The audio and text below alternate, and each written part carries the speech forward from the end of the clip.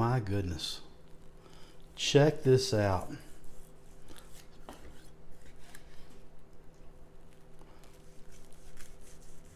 Folks, that's how you do a reverse sear on the big green egg. Let's see what this tastes like.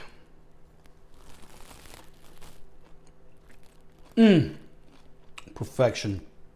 All the butter, the reverse sear, the slow cook, and then the kiss of the charbroiled on the outside. This is delicious. I wish you were here to smell it and to take a taste. Anyway, hope you enjoyed the video. That's how you reverse sear a steak. Please be sure to like, subscribe, and follow to my channel. Sign up for my newsletter. Send me a message and tell me you want to sign up for my newsletter, and it goes out the first day of every month or every new month. Anyway, thanks for watching.